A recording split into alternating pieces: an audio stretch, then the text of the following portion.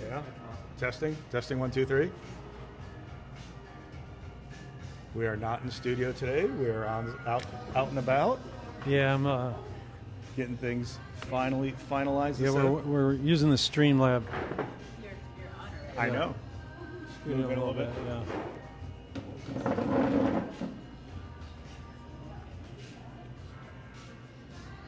Better? Yeah, that's good. You can't see my legs though, can you? No, I can't. It's like when you telework and you're wearing your pajama pants and you don't want your bosses to know you're wearing pajama pants.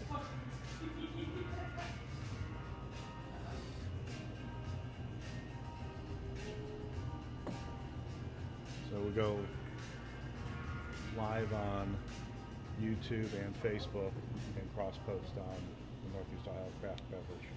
That's what we're trying to do here is cross-post this. We've been switching things up a little bit. Gotcha. And it is live, so people like tune in, and then you have it. Obviously, I've seen all your recordings. So Yep. That's cool. It's available. Facebook only keeps it for 30 days, but YouTube, Spotify, you can go back and look at episode 1, 2, or 3. Oh yeah, my buddy was just Spotify. here, and he goes like, "Where?" I'm like, "Look it up." And he's like, "It's on Spotify." I'm like, "Cool." I don't have Spotify. Yeah. I'm very thanks a lot.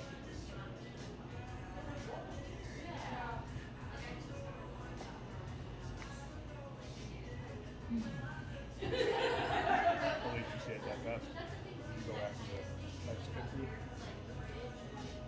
We went back and did the second Yeah, session. the second session. Yeah, I can't remember the second. I mean, I wasn't like, I was just like, wow. We were exhausted. I know, right? Apparently it would show because people kept coming up to saying, "Is it okay?" I'm like, we're just exhausted. It's been a long day. It's a long day. You get there around 11, you have to eat till almost 11. I mean, we started, we met 10 o'clock, 10:15 is when we met at the brewery to start bringing stuff up. Well,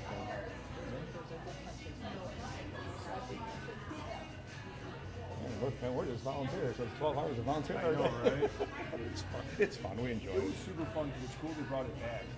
But it's like, it's crazy. They could have done one set. They made like a 4-hour. Tell your bands he's just trying to get cross-posting here. If you're okay. Yeah, just hold patiently, guys.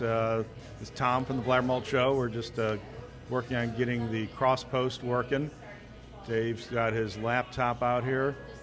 He is engineering behind the scenes. So in a moment or two, we'll get to the show. I could be those. Yes, this is for you, Rob. I'm Remember, trying please stand by. to, Please stand by.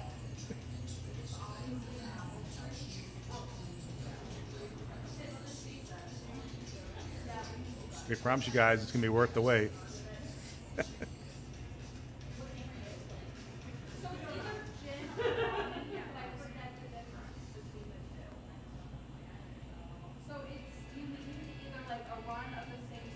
As in anything, technology is always wonderful when it works. And again, we're live on YouTube and Facebook, but working on the cross post right now.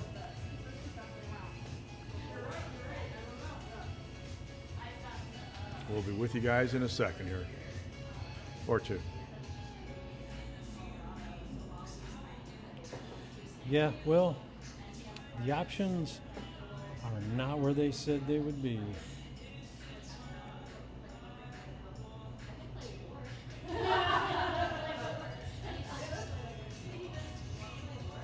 Dave has a very confident look on his face. I think we're almost there. No. I will let you know if the mic is hot though, so be careful what you say. Oh, right on. Is it hot right now? Yep. Oh, okay.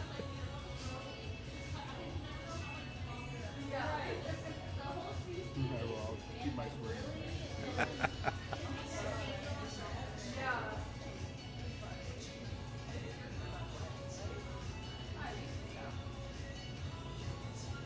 All right, I'm going to try one more thing.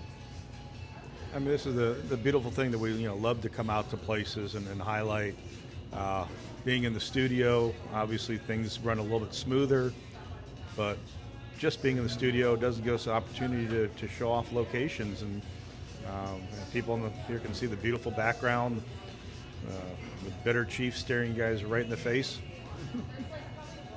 An iconic beer and picture that has become a beloved thing for the city of Cleveland, I think, in the last 10 years, probably, right? It's it'll be 11 years in December.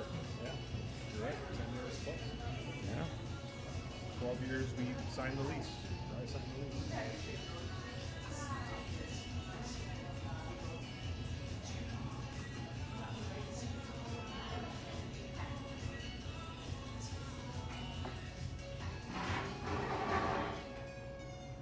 Navigate through all the different channels. So I have to log into one right now.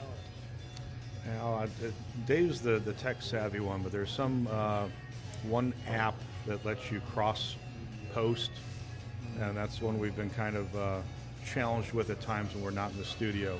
Oh, okay. So going live on Facebook and YouTube is not the issue. It's the cross post that we've been kind of challenged with. And we do like to do it because we do have some fans over there that post and ask for it, so it's always good to hear that. They miss it when it's not cross-posting, so.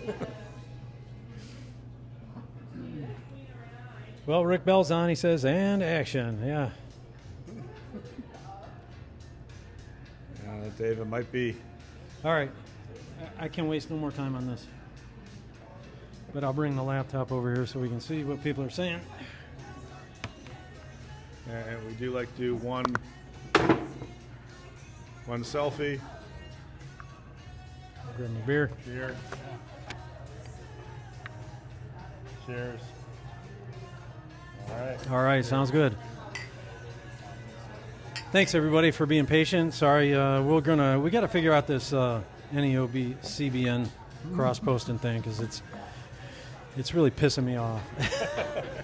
But okay, my name's Dave. This is Tom, and we are the BlabberMalt Show, and this is show 121 for October 28th, 2025. We do this little show 7 p.m. or 7:15 p.m. every Tuesday out at a fun brewery or back in the studio with somebody that has something to do with craft brew in the area. Somebody can talk about beer, brewing, and even they can talk about bull crap. Yeah, we like bull crap. One, two, or three of those, you guys can be in the studio with us. Yeah, and Karl likes the bull crap. That's what I hear, yeah. I can do it all. I can run the gamut. Let me know. So we're out today at Brick and Barrel with Karl. And he is hosting us tonight as we have a chance to try some of his beers, talk to him about his journey, and talk a little bit about this really nice, quaint little place just outside of downtown. You can literally see downtown Cleveland as you walk out the door. Yeah, down on the flats, down on the Irish bend of the river. Guess we're technically on the East Bank? Yep. East Bank? Yeah. East Bank, Yeah. My geography's terrible, but... So before we get too far, we do this show every Tuesday. We are the BlabberMalt Show, Facebook, YouTube, and tomorrow we'll be up on Spotify. Check out the Beacons link. You can get our Fourth Wall site. You get swag like hoodies, T-shirts. We just got some shirts with Tom's name on it for him and Maria. Yeah. So it just came in. Sorry, Matthias. You're out, buddy. So where can they find Brick and Barrel on the socials? So on social, do you want me to hold it? Or? Sure. On social, Brick and Barrel, all one together word on Instagram, and I believe, and I'm terrible, all that stuff, Facebook and Instagram, because I'm showing my age and stuff, but yeah, so I believe it's the same for Facebook, and then I know we have, what's the other one? There's Instagram, Facebook, and one other one. TikToks? I think we're on TikTok. Yeah. If I could ask Sarah. I was going to say, Sarah, are we on TikTok? What's the other one? Instagram, Facebook, and... Instagram, Facebook, and that's it right now. Okay, good. I nailed it. Yeah, I don't think it's probably did, but I don't think so. Yeah, no. Okay. Yeah, that's it. Sorry. And your Make that physical, longer. physical address is 1844 Columbus Road, Cleveland, Ohio, 44113. You want to send me a letter, fan mail, whatever? Send me a letter. I'll write you back. Yeah. Or we can send you some cool stuff, stickers and stuff. So. So that's great. And we start out with our big beers. I know Dave and I went for the same thing here. This is the cask version of the Dropping Bangers, right? So can you tell us a little about what that is? What's the Dropping Bangers? Yeah. The non-cask one as well as the cask, right? Right. So basically, when I do a cask ale here, we will do, usually true to style, a real ale, British style mainly. Just kind of that old world style of making beer and serving it, room temperature. This is a pub ale, so maybe like a similar to like a Boddington's, getting into that old speckled hen English ale, golden kind of world. It's got a little bit more hop presence for the new world of beer drinkers to kind of like introduce them into it, because it's that kind of world we're living in. But what I'll do is I'll brew a regular British style ale, and we'll ferment it like regular, except at a certain point I'll drop to about 55 degrees to keep some of that yeast in solution. Fermentation is practically done. Don't want too much yeast in solution because I don't want it to overcarbonate inside the pin or the firkin, whatever vessel we're going to use. Pin's 5 gallons, firkins are 10. So what we'll do from there is I will take it from the sidearm when it's been a couple days at 55, and I will put a little bit of fining agent and some sugar, just to kind of get whatever yeast is in solution to kind of re-ferment inside that cask. Bung it up, let it sit out for about 5 days, room temperature, and then crash it in the cooler until we're ready to kick Use it the on. words. You said bung it up. You did say bung it up. Yeah, Damn. bung it up. I know. You got to stick that into the bung hole. You got to put it in the bung hole every once in a while, and that's what makes a good real ale. Put it on the beer engine. We got 3 beer engines, and obviously, we'll be at all the events that we could possibly do real ale at, which are some good ones coming up here in the next You month also said and it's 3 months. Yeah. side pull, which also could be described as a reach around. All right, I'm done. That's true. Done. Truth. Done. But yeah, that's our real ale in a nutshell. That's the pub ale. Just an easy drinking British pub style ale. So Brett Dickerson says, Karl. Oh, hi, Brett. I love Yeah. you. I miss you. Rick Bell wants to know if you're on OnlyFans too. You I guys on have OnlyFans? no damn clue what that is. I'm sorry, Rick. But maybe I got to find this out. I'm No. sorry. No, you're not. I'm If you no don't know, Rick. you're not on. You're not on. I don't even know. Yeah. It's a sex thing. It's Oh, a is it sex really? thing. Oh. Yeah. So, So with the cask though, so it's lower in carbonation because you're not running it through. Sorry, yeah. And so the temperature, the carbonation, the vessel that you're serving in, which is, you said, it's a cask versus coming out of the tap line with the CO2 pushing it. Yep. So that's that's basically what makes it a cask, right? Right, and you're using a beer engine to pump. It's a vacuum style piston where it's just using push pull, bring it up to your pint. That's pretty much it. Old school. No CO2 pushing, no electric, nothing. It's basic. And you guys generally have a cask beer on? Is it? Usually 1 to 3 at any given time. I have three beer engines right now. And I will. So it's always a beer style that you generally do. It's just the way you present it. Yeah. And that does change the flavor a little bit, but it's not like you're brewing something that's just for the cask. You usually have one that you'll do as a regular, and then About 80% of the time, it's going to have a CO2 variation as well, because just the world we live in. I could throw a cask on, and sometimes we'll go in a week, but they could be a couple weeks. And a 3.5 barrel system, brewing into 7 barrels, it's fun to have that too for a side by side. I feel, or putting variations inside the cask. Say if we do a stout, we have it on nitro, CO2, regular on cask, and I can throw some like coffee beans or something fun in there. Now you got 4 variations from one brew, and it's just fun. You know what I mean? So usually it's that. I think as a patron, I think it's always nice to come in. Obviously you do samples to be able to do a side by side of the same beer but presented in a different manner, different temperature. Yeah. And I think it's a great way to. yeah, it's real nice, real soft, but it still has a nice hop bitterness. Yeah, and that one's got some hop to it for sure. So little more on the hobby side for a British ale. Very nice. Nice. So should we get into some of these tasters here we have as well? So what is the first one you got for us here, Karl? So the first one is the Nightclub Tuna. It's Nightclub. a American light. I'm sorry. Yeah, sorry about that. Nightclub It's called Tuna. Nightclub Tuna. Like, so I got a new brewer. He's been awesome. He started here in mid-July. These are his names, and I'm like, roll with it. Every time I've had a brewer in here, I'm like, roll with your names, because that's what's the fun part. They get to name the beers. I mean, it'll be every once in a while, I'm like, ooh, that.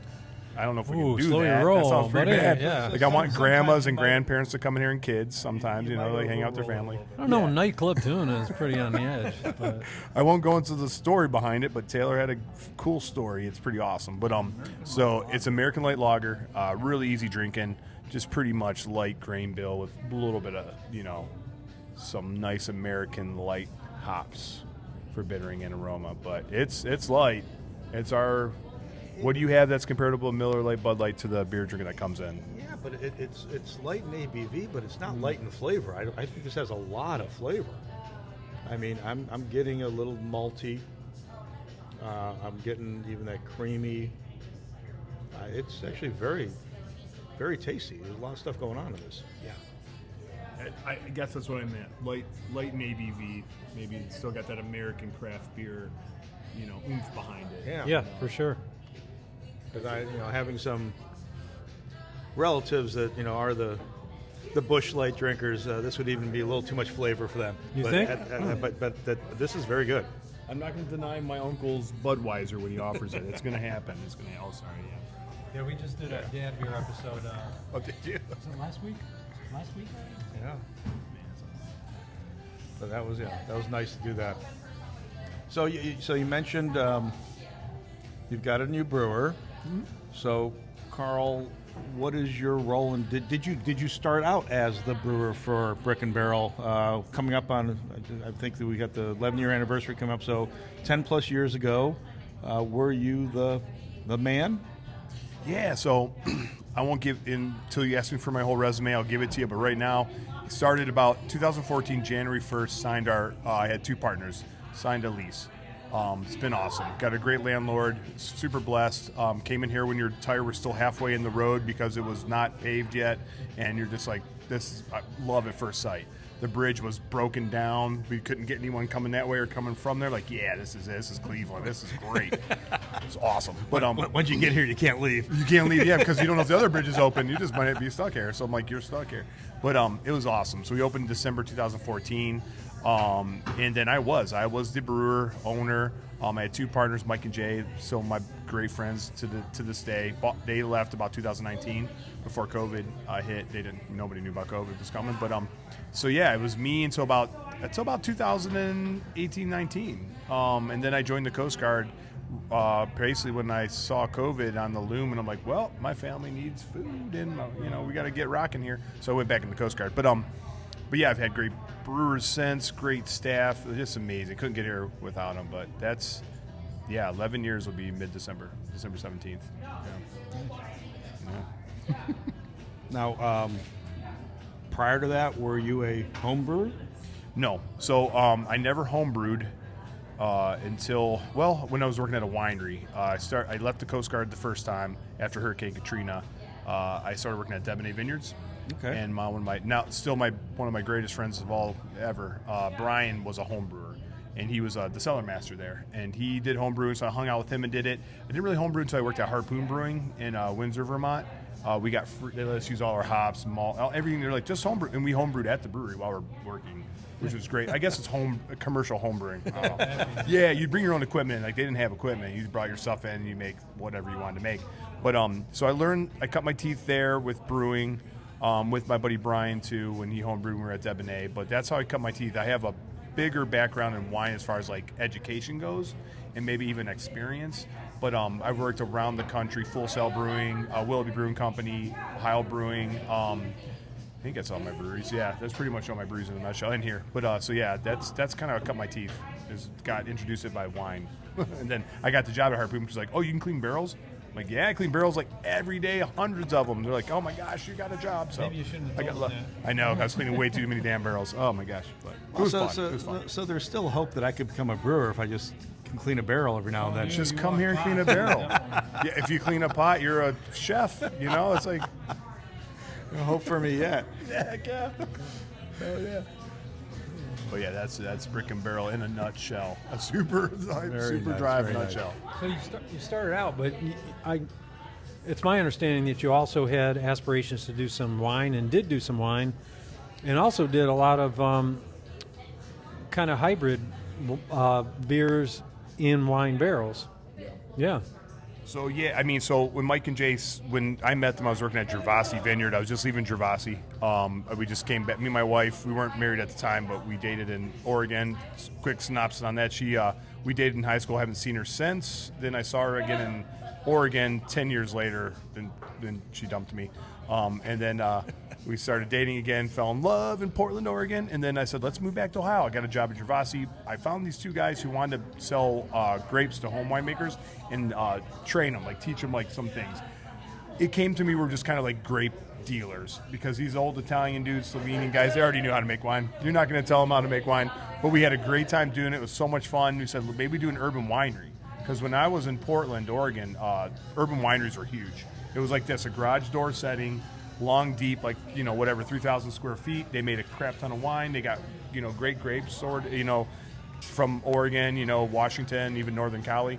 And they made amazing wine. I was like, that's what I want to do. They were on board, but we did the numbers. I was like, well, why don't we make craft beer to supplement some of that turnaround? Because it takes a while to make wine, 6 months to 2 years, depending on what you're doing. And we did, and never became a winery. So that's it. But when we first started, my passion for wine, I did a lot of co-fermenting with, like, let's say a Sauvignon Blanc, like Wakatu hops, called the Wakatu Sauv. Did a lot of noble, like a noble saison was the saison with noble with Riesling, and I would co-ferment with that. And then those kind of took off. I even did Pinot Blonde, things like that, Pinot Saison with Pinot Noir, and so that's kind of where that curtailed to wine and beer. Yeah, I'm going to say it was fermentations. Probably, I don't know if it was before COVID or after COVID. So, 5 to 7 years ago, a lot of times when we would stop in here out and about, and we'd stop in, and we'd always be looking for that featured beer that you had that had fermented in a wine barrel. And there's a lot of different ones you guys were doing, and some of those were amazing. I mean, the flavors that came through, you could taste the wine, but one didn't overpower the other. You literally could taste both flavors, which was also kind of strange at the same time. As being really delicious. Well, thank you. I'm glad. I mean, and that did obviously right before COVID. It kind of stopped a little bit. And then since I've been gone on deployments, when I did join the Coast Guard again, it was like constant deployments, which is great. Whatever, it is life, what it is. But those wine kind of beers stopped a bit, but I'm back for 4, so they're rocking again. They're coming back. Yeah. Okay, nice. Gonna get there. Are you a saison fan as a general rule? I do. Yeah. I like them. I like them because, like I said, you can do so many things with them. You can put them in a barrel. You can, and I know it's a different style, and I know a lot of people, it's like a love or almost a hate. There's not too many in between. Yeah, I'm on the love side. You're on the love side? Yeah, me too, because I like old farmhouse ales. Like, people go like, I love sours. I like funky. Yeah, you're closer to hate. I like sours, but the farmhouse is what gets me. And a good saison I'm okay with. The farmhouse ones are the ones that some of that funkiness or something going on there. Yeah, the hay just doesn't do it for me. Yeah, it's a good beer because they're so varied and it can be all over the place. That's what I kind of like about them. They're like a chameleon Yeah. almost. If you do some Riesling co-fermentation with it, they could be beautiful. You could put them in a barrel for 3 months, 6 months, and they could come out with some really great flavor and aroma, and just some really nice. If you keep it clean. Keeping it clean for all your home Relatively brewers. So that sounds like a potential new home brew for you, Dave. I mean, you yeah. a saison that you sit for 3 or 6 months in a wine barrel. Yeah, I mean, I do like to keep it really clean and then add what I want, the Brett and the different cultures. But even then, you could put Brett on and it stays really clean. Or if you stress it, it comes out really funky. It's a lot of fun. It's a lot of fun. So Yeah. good. So good. That's why I like the funk. So what's our second beer Second here? yeah. beer is I almost forgot because it the stopped- cream oh, ale? the cream ale. The Yeah, cream thank ale? you. House sauce. So that's going to be one of our flagships. I've interchanged Brewski Kolsch and House Sauce Cream Ale as one of our light offering that you're going to find here. Bitter Chief's always on. That's not ever going away. But House Sauce. So it's a nice, easy drinking cream ale. Cream ale? Yep. Pretty much that's it. Got your corn, got your light malt. Yeah. Yeah, that's really good. That is. I'm glad you like it. Thank you. We'll be ABV. the ABV. Oh, I forgot. I'm sorry. No, I it's didn't see right it on there. the list there. Actually, I should know Is it off on the top of my back? head. It might be on the back. You double-sided. Oh, you know what? I redid the menus and I didn't think I put on it. That one is 4.6. 4.6. Yeah. 4.6. That feels like. I printed the menus out today and I forgot to put house sauce on there. That's nice. Again, it's very, very clean, very crisp. I mean, so that, and you can definitely taste the maize, Yes. which again, that's what you want this to be. I like the contrast. I mean, the first one for me was a little more malty, the American Light, versus this one that is less malty. Got that. You have that corn mouthfeel. And again, I mean, kudos to when you call a beer a certain style and it actually tastes like it. So that's a good thing. Good. I always Yeah. like to see that. So, worked at all these breweries, worked at wineries. Why on earth would you open your own brewery? You see what hard work it is, and Yeah, I mean, I think it's what you know. It's like I was from a teenager. I went into the Coast Guard for the most part. I didn't really know anything else because I left the Coast Guard to go back into the Coast Guard. So go to school, get a degree, maybe go back in to become a warrant officer or an officer or see what that's like. So that's why I went. And you had a GI Bill. So I'm like, I earned this damn GI Bill. I'm going to use it. So I went out and I started working at a winery. I just fell in love. Like the passion of the winemaking was amazing. The vineyard meeting all the way to the bottle and to the people. It's like when you see people drink something that you made, you're just like, that's awesome. It's so cool. And the process is an amazing process. But, yeah, I forgot the question. I'm sorry. Why would you do it? Why would you do it? What was that? What was that thing that said, "My God, let's just stop then open the working, brewery open your own or open place." the thing. Yeah. So I think it's all I knew. So I was like, I want to do my own thing and put your own stamp on it. You know what I mean? And coming back to Ohio, where I'm from, and I love, I'm an East Sider. I grew up in Painesville, went to Riverside High School. Not super Cleveland, hyper Cleveland or anything, but I'm a fan of the Tribe and the Browns and everybody, the Cavs. So you just love it here, And I'm like, let's do this. And I found some great partners, some good dudes, and we have great family, and they supported, and that was it. I was like, let's open this thing. That's kind of really it. It's almost 12 years later, you're like, wow, that was harder than you thought it was going to be. You know what I mean? Especially when you get on the business side, where you're not doing some of the fun things. You're just bring beer and going to beer fest and be like, look what I did. Let's do it again every weekend. But so it's crazy and it's great. It's a great ride. It's a crazy ride. Yeah. So that got you to want to have a brewery, So Yes, sir. I'm going to guess, but I won't.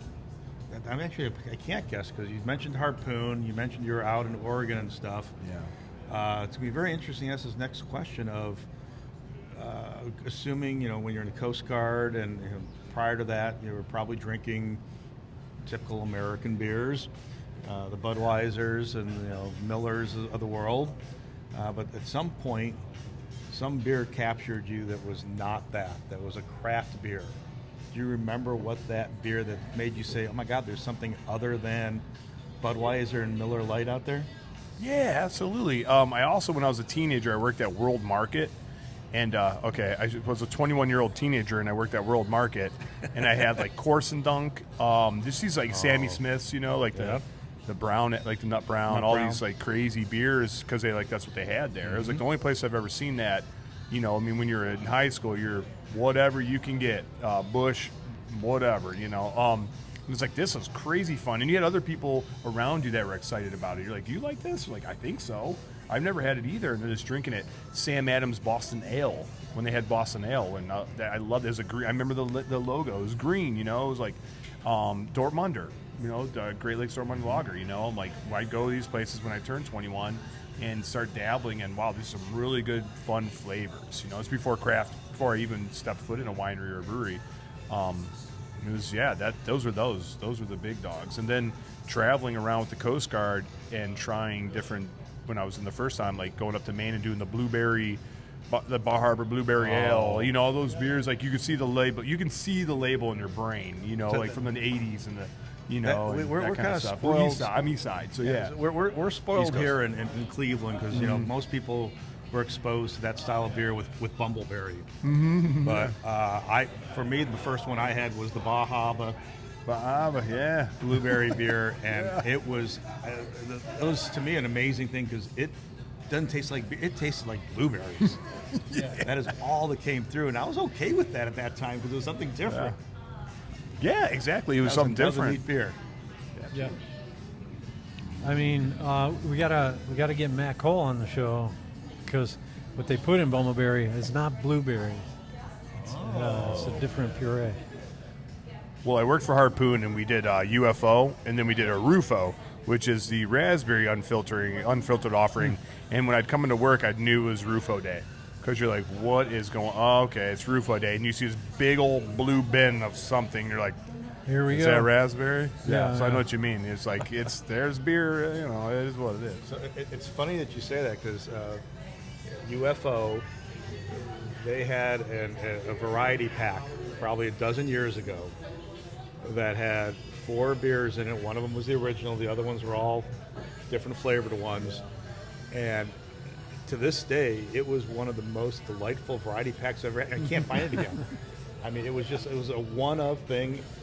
I wonder why they don't do that anymore. And you know, we don't get. It was a good pack. We don't see too much Harpoon beers in our area either. I'm not sure. There might be some issues with distribution, but Yeah. it's. But I remember the UFO, and there was a couple names that they were really good beers, the variants that they did. So let's kind of switch gears a little bit and talk about the tap room you have here. It's really cool. We got all these tables, high tops. We got the bar area. I was gonna say, look at the tables. There's some bowling alley involved here too, right? Yeah. Yeah, that's oh my gosh, my brain stopped. Oh, Lakewood High School's bowling alley. There was a place called Old School Architectural Salvage Company down the road when we first opened. While we were building the place out, and they had awesome stuff like basketball courts, chalkboards from Euclid High School, which is closer to my neck of the woods, and it's like got carvings like, you know, Mandy loves Travis, AC/DC, you know, like then other bad words in there that I can't say on this podcast. But you know, like that place was awesome. So me and my father-in-law, and Jason and Mike, we built this place from scratch.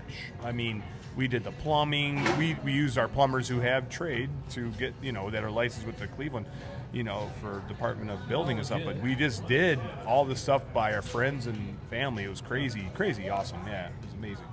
I don't think anybody's coming after you 11 years after the fact. But, It's permitted. Yeah. So I mean, I'm sorry, and I interrupted you, Dave. You're going to talk about what the vibe, the vibe is like, this is a great place to come, like, start your evening and end your evening here. We always end up here, like winter After winter warmer. We always come down here, and everybody's here. And you guys got a cool patio out back. You know, great in the summer. Yeah, it's just a great, cool you can vibe. see the river from the. I remember watching a one of those big oar ships going through the river from the patio here, which is always fun to watch here. You know, being a Clevelander, it's always a great. Still in awe of watching those guys go down the river and navigate. Yeah, so is that, you know, what is the kind of the vibe that you want people to be greeted with when they come in, and how do you, you know, cultivate that kind of experience? Yeah, just a warm place, kind of like you're just in your living room with friends. You know what I mean? Just kind of relaxing, nothing pretentious. Not like pretentious is bad. It's just however definition you want to use it, but like just relaxing, you know what I mean? And other locations where maybe you want to like hang out and not have people around you, we got a back patio, we have the front patio, we have kind of side tables on the side. You know, obviously you're always like looking at it saying like, I could do this better. I want to improve on this, like maybe more games area, like do some pool, maybe a pool table down the road, shuffleboard. But right now when you come in, I just want someone to be comfortable and just relaxing.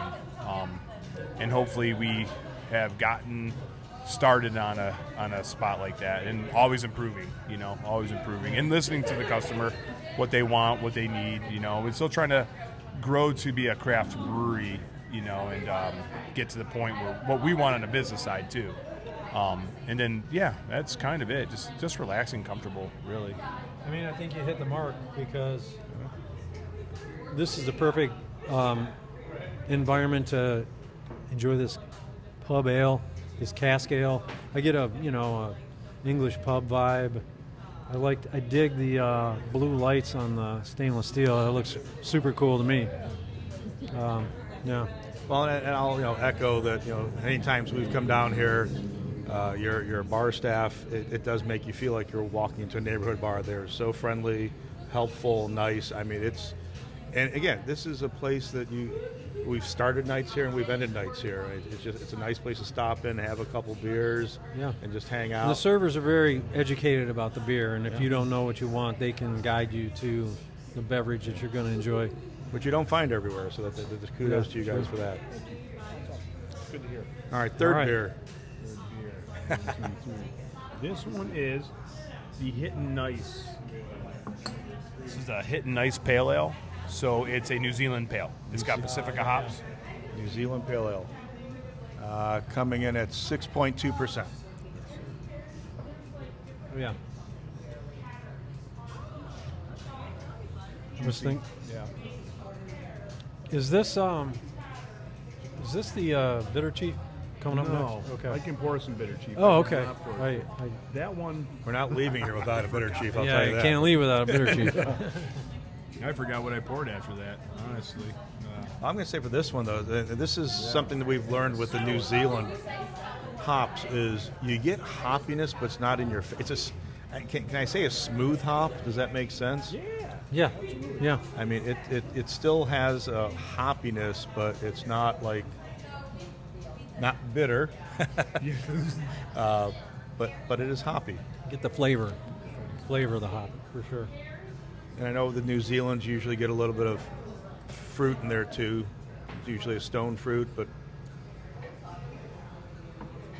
So as we look at, you did say seven barrel brew house, and then you double batch into a 10 barrel. So sorry, so I have a 3.5 barrel brew house, direct Okay. fire. So that's basically like a homebrew system on steroids.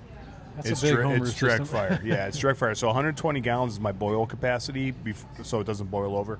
I mean, I could put 140 gallons in there, but that's like tip top. It's like that. You better watch it. Yeah, you gotta watch it. So I can do 120 with keeping a boil over from happening as best as possible, and that will be knocked out into a 7-barrel fermenter. Okay. And at the end of the day, we have like about 0.2 barrels into that fermenter, just Okay. for some headspace for fermentation. But it's a 3.5 barrel system going into a 7-barrel fermenter. Okay.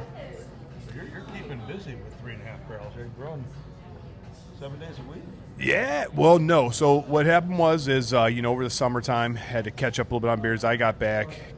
Taylor jumped on board, and he's been cranking out beers, so the water bill's high right now. Just kidding. But so yeah, I had some go like, "Wow, your water bill? Yeah, we're brewing a lot." So and we the filled gas up all the gas bill, electric, everything.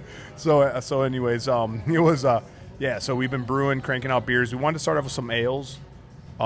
Just to get some ales on tap, get the taps filled up, and now we got some lagering, which I'm super duper psyched about. But so Do you have lagering tanks of the horizontals or not? no, it's still like the conical unit tank style fermenters. Yep. Yeah. So what does that translate, like your annual production or? Yeah, it's Any, fluctuated, yeah. right? Since I started brewing in 2014 to now, just with everything with the business, like with me being deployed, hiring some brewers, different kind of like shift work.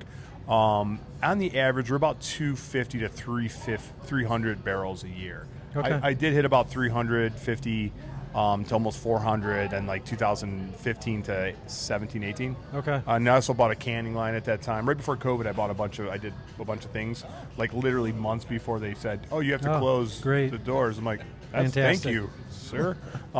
So yeah, but I got a little canning line, so I was ramping up to kind of distribute a little bit of cans, distribute a little kegs, but I took a backseat. But yeah, so I was brewing a lot. A lot. But from what I just creeping on you on social media, you guys you have the Christmas sale coming out, and that looks like you're going to distribute that a little bit. I'm not sure yet. Okay. I got to talk to some people and see what that looks like. I've never really distributed. If I was, it was the back of my truck, going to a Heinen's, going to a bar. It was all me. I never jumped onto a distribution company, and it's been like just me going, just hitting the streets, old school, boots on the ground. But with the Christmas, I mean, it really is, especially when you're small, and so the Christmas sale, we're going to try to hit anyone who wants to kind of start carrying some of our beer. We'd love to give them that gift, like hey, here's a Christmas sale for the holidays. Well, you have see if the they like it, brewer on now. Maybe you can. Oh, it's the Christmas sale's for fermenting right now. Yeah, and he's awesome, and it's delicious, and I mean, it's a nice beer. It's going to be pretty damn nice. So we'll see what happens when it's finishing up now. Yeah, it's pretty much about 4 Play-Doh. So you probably got about a Play-Doh or so left to. Hey man, to get maybe there. we could. We can try it. Maybe we can get a little. Oh, you can get as much as you want. I can give you a keg right now if you want. But yeah, cool. Absolutely. We can try that. This one is then. Is this the mystery? I'm wondering if I poured the same beer one? twice, but I believe it's American Crack. Or no, I'm sorry, Cuyahoga Crack. American IPA. Which is like, it's kind of like a different from Bitter Chief. You know what I mean? I want to do another 6.2%. I didn't want to like do another Bitter this Chief. is different. This tastes different than It's New different, Zealand right? to me. Good, thank you. Tastes a I'm little looking more at the citrusy. color. It's like, that's what happens when I pour beers. That's why I'm not behind the bar. Or the brewery anymore. That has a very citrusy flavor to me. Okay. That's a nice citrus IPA. So maybe a hazy IPA. What are you calling it? An IPA? It could be the AZ. 6.2. That's I could ask Sarah. Sorry, That's all right. Yeah, so it's an IPA, and we have hazy on right now. That's the Cuyahoga Crack American IPA. So just easy drinking. Yeah. I mean, as we're getting closer now to the IPA stuff, I know we talked about it a little bit and teased people, and obviously if you can see behind us, you can see the symbol. If you see the back of my shirt, you can see it as well. The Bitter Chief, which is something that has really become an iconic beer, I think, for Brick and Barrel, good or bad, but I think good because it's a very nice beer. How'd that come about? I mean, is there a story behind it? Yeah, I would say so. We did this like when I had partners, Jay and Mike, we would throw our names in a hat and then ask family too, like, what do you think? We're going to pick these from the hat. What's your favorite? I'm a huge Cleveland Indians fan. I grew up with my grandparents, going to the game, Guardians now. And I just love the Chief logo. I love, Chief Wahoo and all that stuff. And then my family member named Matt Pintola, that's my wife's cousin. He had a band in Chardon called Kick Drums, and they had a cool logo. They had it had a joint in its mouth, this Chief that he drew. And it said, I don't know what it said on the top of the brim, but it had a brim and it had headphones because they were a hip-hop, like rock group, really cool group. I said, man, that's a cool logo. What do you think if we made that logo for a beer? And he goes, definitely. He rewrote it, redrew it a little bit, put a hop cluster in the mouth. Yeah. And we put bitter on the brim of the hat, and that was it. And that's like, I knew we needed to have a flagship American IPA. Instead of a joint, he's got a hop cluster. Yeah, if you guys can see that over there. But, I think it's a cool logo. Yeah. Beer, It was controversial. And I get it. And what kind of beer is it? It's an American IPA, West Coast American. Yeah, easy drinking. It's been a one of the biggest interesting kind of things people have always said is like it's always changed. I'm like, that's because I have screws loose in my head, and I'm not. I love hops, but I'm not a Matt Cole. I haven't formulated what I want in my brain, and I'm not a hop whisperer. So I'm always driving myself. I'm more of a malt head. So, like, I'm always driving myself crazy with hops. Like, what's a better one? What should I try different? How about a dry hop regimen? Like, what's a different thing to do? And I went crazy for, like, years trying to develop. I've had people like, stop doing that. This one's perfect. And I'm like, okay. And I would try it again. And I'm like, but I could get some Maris Otter and maybe, and like, use suck at your job. Well, and I guess and this is my opinion. I mean, people talk about consistency. Obviously, the big InBevs and stuff. I mean, that's what they're making all their money on is putting out the same exact beer every time. Craft brewers, in my opinion, when you're getting down to the point of sometimes hand picking your hops, and with the cycles of temperature and everything, I mean, they are going to be different every year and every time you put them into. So to get the same exact beer is probably close to impossible, but getting the same similar profile and maybe tweaking it a little bit, to me, is not necessarily a bad thing. As long as you're still staying true to the style of it and the flavor profile that you're trying to get, there's a little bit of a nuance that's different. That may not be a bad thing. You're going to have people who don't like it, the people who like the one before, but guess what? Try the next one. And then when that's done, try the next one. And then to me, that's what being a craft beer patron is you get to try possibly the same beer every year or every month, but it may taste a little bit different, but that's okay if you like it. And if you don't, then pick the next beer. Yeah, that's my opinion. I mean, that's a great one person. Sounds amazing. Yeah, because that's pretty much the evolution of it has been like that. It's been like different. So I've teased and said what I hang my hat as, and we're the most inconsistent brewery of all time. But so that's been. Yeah, I mean, but if you brew it and it's this color, I could see where people would, You're right. Yeah. You put a little. Try to keep crystal it malt going in it. No, that's not good. Yeah. The irony is, here we are talking with somebody who works in the wine industry as well. The wine industry takes pride in the fact that every vintage year is different. They put the year on there because they want you to know that it's different from the prior year. Mm-hmm. I mean, they're not trying to have the same bottle of wine every year. And they score it. They're like, it's a 90, or it's a 95 the next year. This vintage is great. You know what I mean? It's like, I mean, you can't do that. Sometimes you just can't do it. Like this year's IPA it's a 90, not a 95. Yeah, 1.25. Yeah, right. We don't want that in the beer world. We have Untapped. Yeah. Right, Tom, 1.25? Yeah. I mean, it's just ironic how, the two different industries view it differently. I mean, one kind of takes pride in the fact that it's different. The other one will sometimes get scolded if it doesn't taste the same as it did the last time I was here.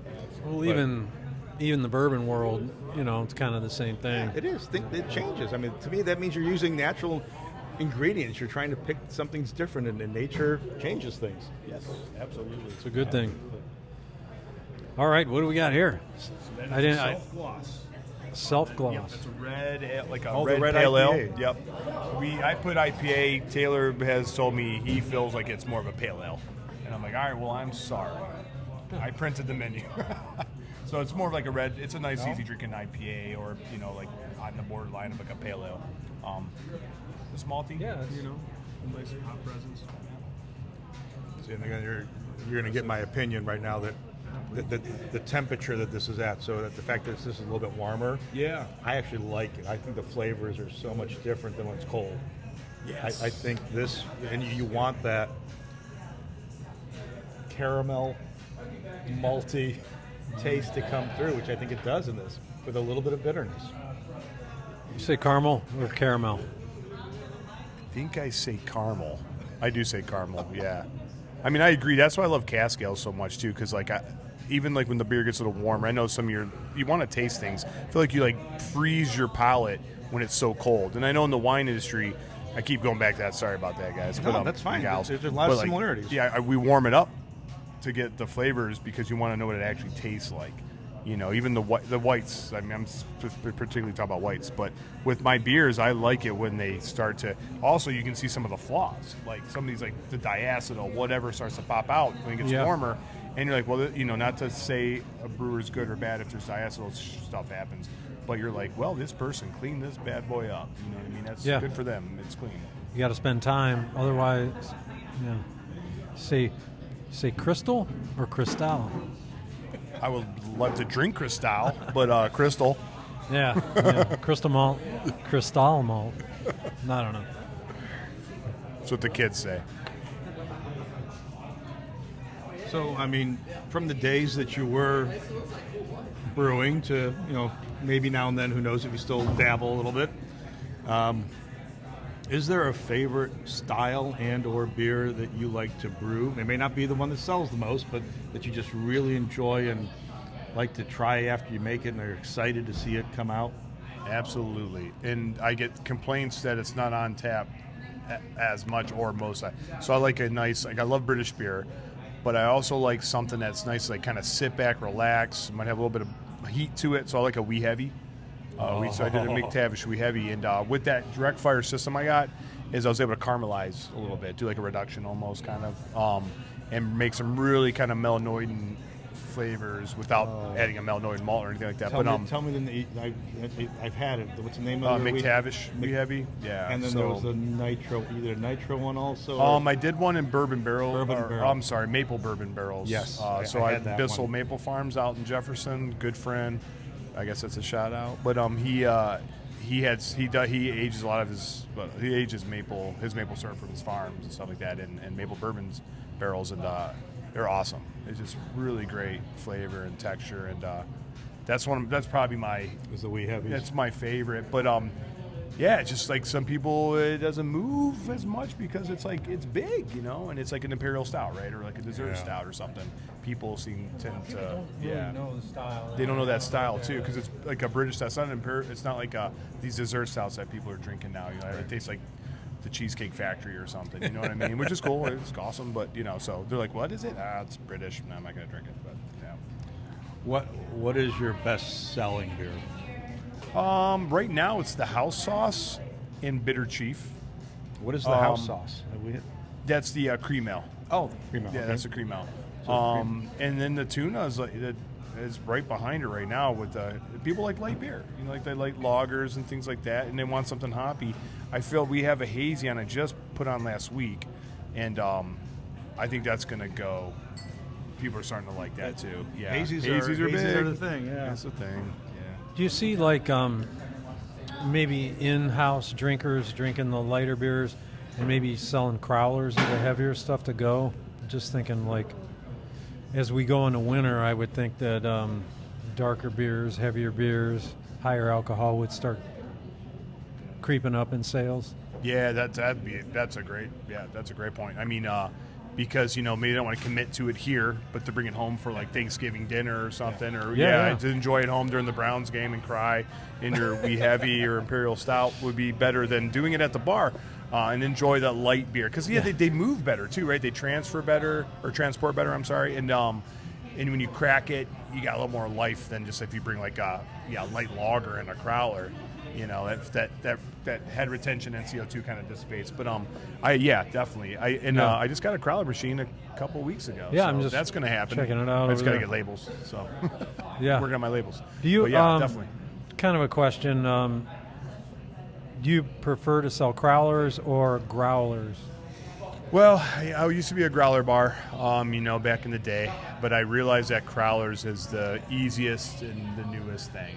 64 fluid ounces of a beer, when you crack it open, you're pretty much committed for a day or two. Yeah, it's and if you're by commitment. yourself, that's a rough one. I mean, you got to really love that beer and want to drink that thing. But And you can't let it sit for a week or two. Where at least a crowler, you can, or you should. It's gonna flat. I mean, up. and at least in the crowler, I think you can get a couple weeks out of it if you didn't want to drink it immediately. Absolutely. But I've always been told, I mean, even with a nice seal, within a week you got to get that growler going.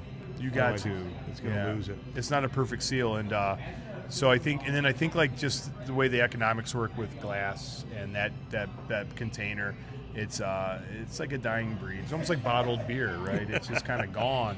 The evolution of all the packaging. Now that I finally got my growlers back from Matthias. How many growlers I have?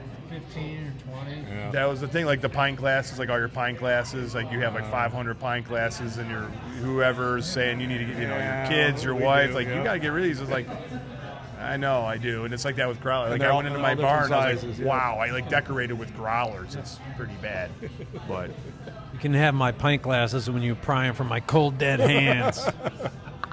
exactly. I was trying to remember too, as you were talking about the wee heavy.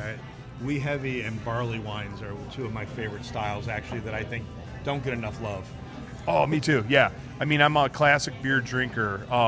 I did a stint at World of Beer and Buckeye Beer Engine, being a beer buyer, and I learned tons. Talking to beer distributors, beer reps, everybody, all the people who just live in beer, and some of those classic styles that have gone, like even a good amber, like when Alaskan Amber came back in, I was like, I remember that when I was younger, and I was like, what happened to that? Then learning that things go, and then I was in Alaska with the Coast Guard, with the family, and our favorite place to go, one of our places was Alaskan Beer Brewing Company. And their amber. And all their classic beers are on tap. You're like, this is like a mecca, I'm like, but those styles, yeah, they're fading away, and like the growlers are, that's kind of like a thing in the past almost, and that's okay.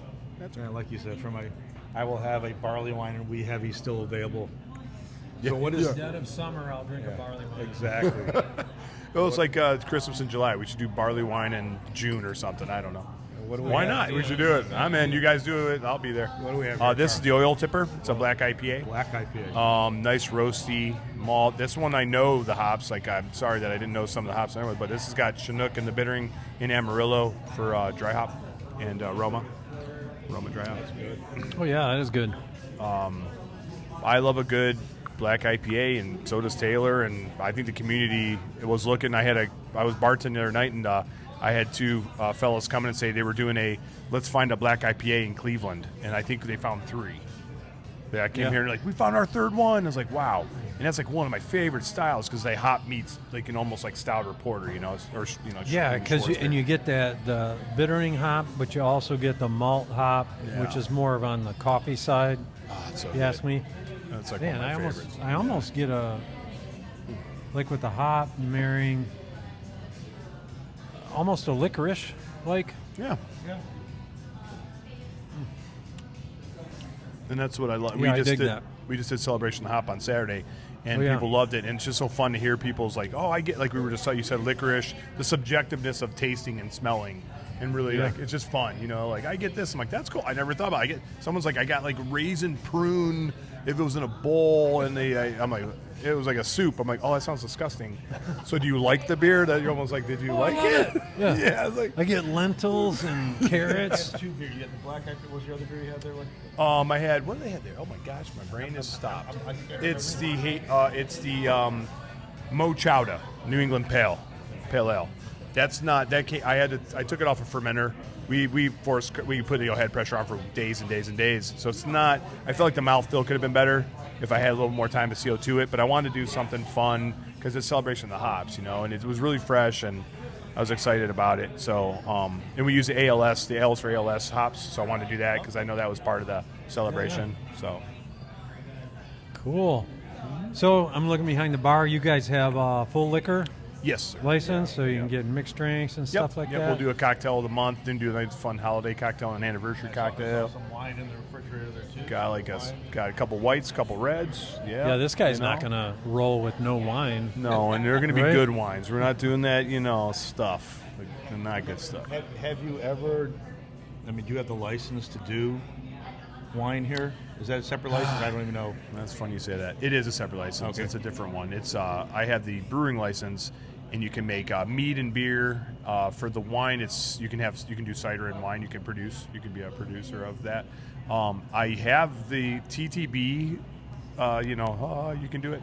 But then that COVID hit, and then the state of Ohio stopped inspecting. So I needed them to come and inspect my place to see that my drawings were up to par to what I submitted to the state.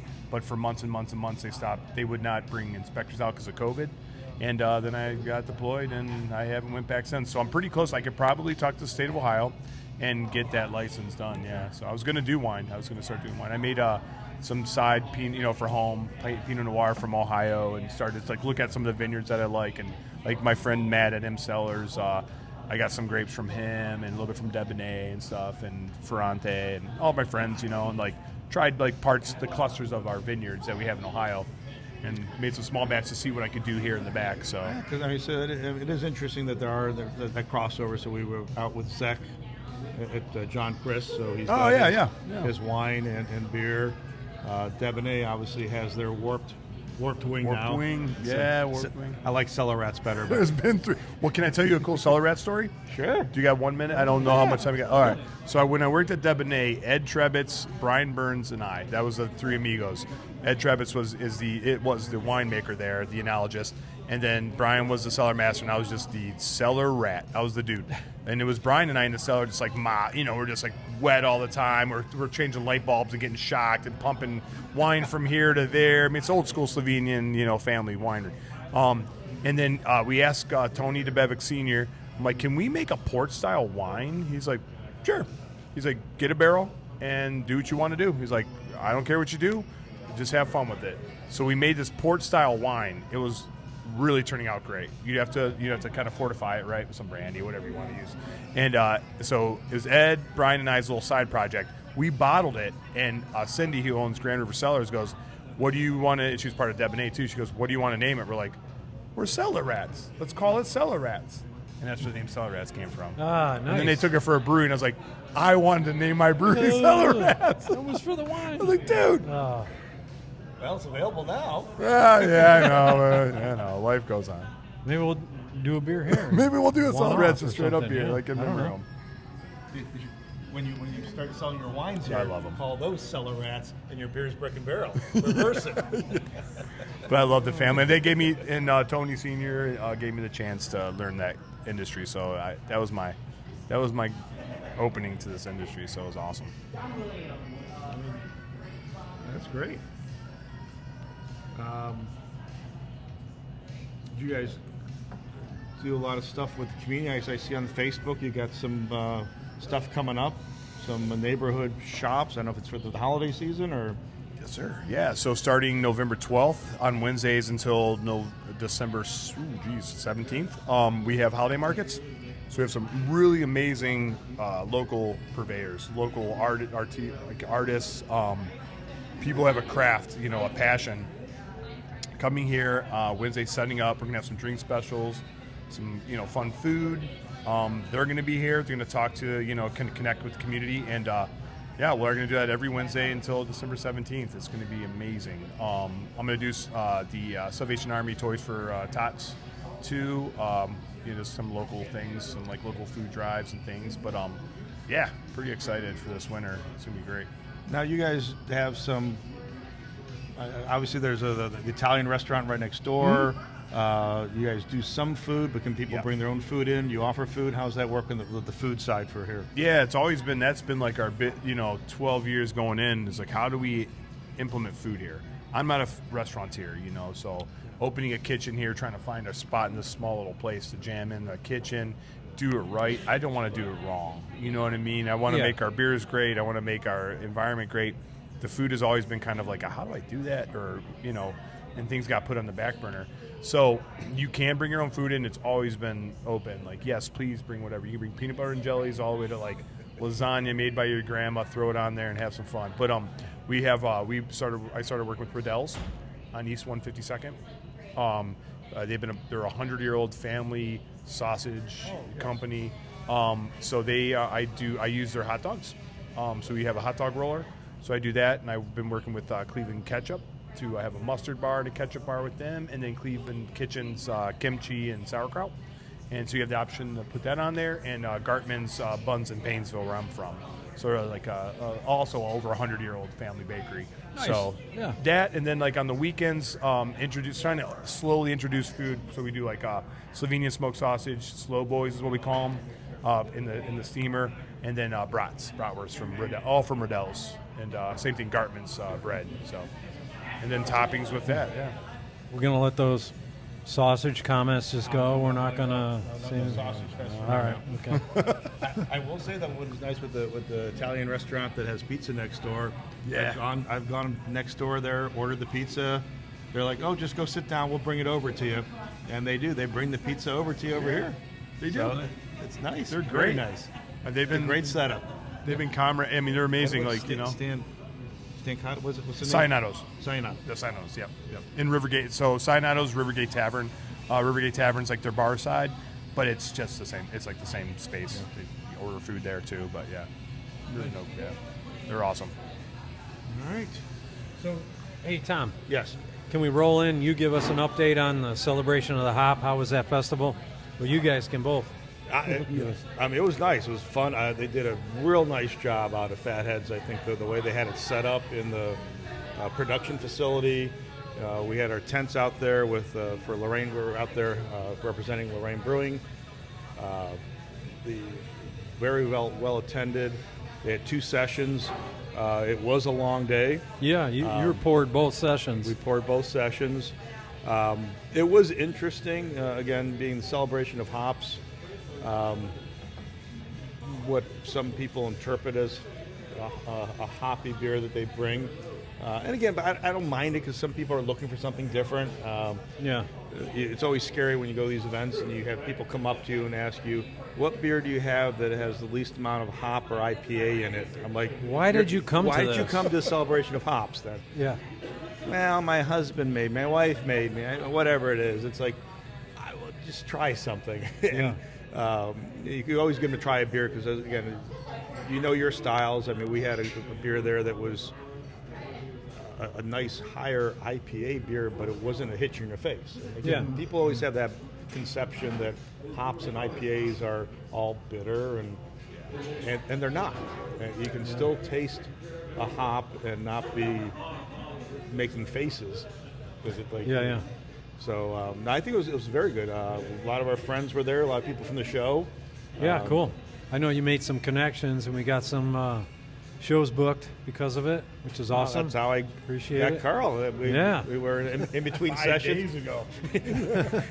In between sessions, we were out having a little dinner snack, and we had a big table and stuff, and started talking. But we did have one fan who came up, and she's like, "You're on that show, BlabberMalt, aren't you?"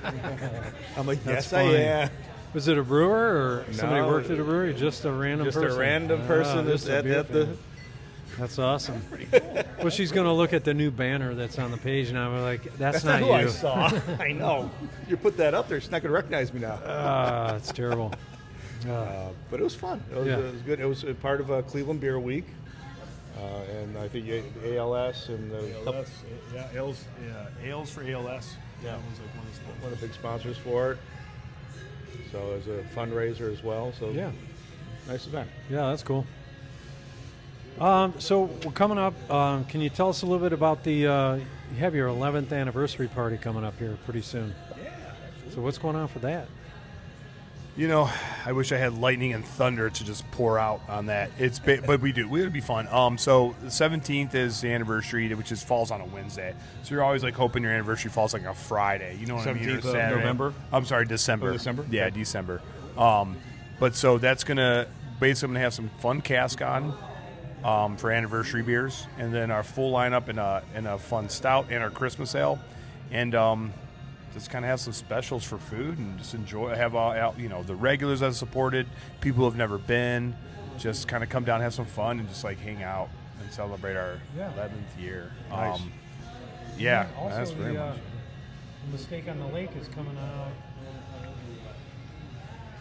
What is Yes. the mistake on the lake? That's the Christmas ale. That's the Christmas ale. Yes. Okay. Yes. So that's coming up. I was like, that's got a negative connotation to it, but he's like, that's what I'm like. All right, that's cool. It's not a mistake. It's delicious. I'm just kidding. But yeah, so yeah. Cleveland. I get it. The play on the words, but yeah. So yeah, that's going to be the 12th. That'll be released on our first holiday market day. So it's going to be awesome. Yeah. Really good. Very nice. I see you've got some other stuff highlighted here, Dave. We got the Donna Schwaben Beer Fest in Olmsted Township, the 6th, the 8th. My eyes are bad. I don't know anything about that, but it's coming up, and AI told me all about it. So, also Cleveland Beer Week coming up Saturday. This Saturday, right? This Saturday, yep. It is from 12 to 4 at Butcher and Brewer. Yeah, the Barrel Bash. Everybody's bringing their big boys, and you should definitely get an Uber for that one. Yeah, I think there's, I want to say 12 beers and 12 bourbon whiskeys. Oof. Yeah. Nighty night. Say Be hi to careful. us. I think Marie and I will be there pouring. So Oh, yeah? Okay. Be careful, Cleveland. That's a dangerous one. Also, Cleveland Beer Week Holiday Showcase, the 14th of November out at Forest City. So you go out there and say hi to Smedley. And there you highlight different styles of beer, and this is their Christmas ale event. So that's going to be pretty fun.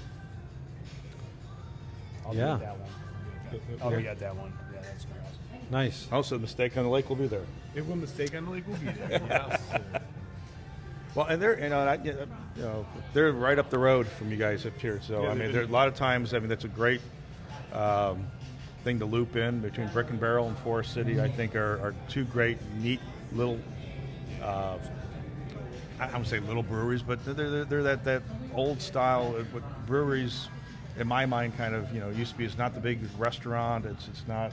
You're not walking into. It's just a brewery, and there's nothing wrong with that. I mean, modesty is great and greatness is great. I mean, like, the space is amazing. The beers are great. I mean, this community is amazing. Like, that we work together. We just brew together. We have each other's backs. And Forest City's been there for me in the beginning. I'm a little older than them, but like, everybody. I can name all the names, but you guys know all the names. Yeah, 'cause I'd say they're probably less than a mile, maybe a little over a mile away. Man, I mean, yeah. So that's a quarter of a mile. It's a definitely, if you come down to visit one, go to the other, vice versa. Yeah, absolutely. It's great. All right. All right, we got to get out of here, Yeah, but we- we want to thank Karl for having us. Brick and Barrel, come down to the flats, see them on the Irish bend of the river. We got some stuff coming up. Well, not next week. We're off next week. We're gonna take a big break. And then the following week, we're this close to nailing down a very big guest. So stay tuned. The 18th, we have Jennifer from Bell Towers coming into the studio. I It's think going to be it fun. needs to be Jennifer and Carl. I think Carl's coming with her. I think. Oh, yeah? I think not you, Carl. Not this the other Karl, the other The Karl. other Carl. Okay, all right. I didn't- also with a K. Yes, also with a K. Then we have Jen, the 25th from Destination Cleveland. Yep. You're talking all things Passport. passport As it's and- wrapping and up, whatnot, and then yeah. she's got some stuff she's going to talk about.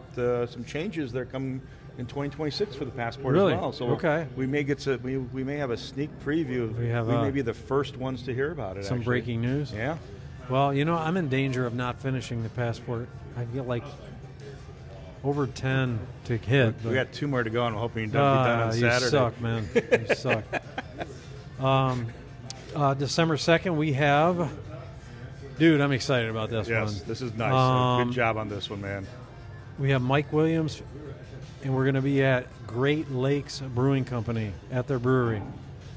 That's going to be great. That was been working on that one for a while, but yeah, looking forward to that. The 9th is our Christmas beer event, sponsored by the BlabberMalt Show. Has a sponsor now, the Winking Lizard. John Lane's going to be there, but also we have an all-star cast of brewers from across the area. Ann Zofchik is going to be there. Matt from 8th Day. I got a shirt on under here, by the way. And there's a rumor someone else, someone pretty tall and big in the industry might also be able but not to, as big as he used to be. might be showing up Might as be well. showing So up. we'll see if that Throw happens. that out there, see if it happens. We may have to somehow snag some Mistake on the Lake to bring to that event. Yeah, we can circle around and get some of that for sure. I'll be a fly on the wall. So yeah, we got other stuff. We got a lot of stuff coming up. Yeah. Now we may take a little time off during the holidays, so don't be mad at us for that. But Yeah. we're working on stuff and finish out the year strong here with some neat guests. Absolutely. And the Christmas beer event, which is going to be iconic. And dangerous. Again, Karl, thank you so much for having us out here, sharing your story, sharing your beers with us. But we're going to get a bitter cheap before we leave. Yes. That's Sharing this great place. Hopefully you guys enjoyed the show, saw some nice stuff. Come on down, bring the family. It's a very family-oriented place, and enjoy it. yeah. Like, follow, subscribe. The BlabberMalt Show, Facebook, YouTube, at BlabberMalt, Instagram, Threads, and all those other places. Like, subscribe, send it to your friends so the algorithm lets you know it's a cool show and you like it. So, with that being said, There's only one more thing to say. You ready? Yes. Stay malty, Cleveland.